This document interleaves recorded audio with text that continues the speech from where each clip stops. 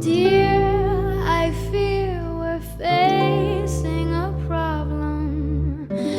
You love me no longer, I know, and maybe there is nothing that I can do to make you do.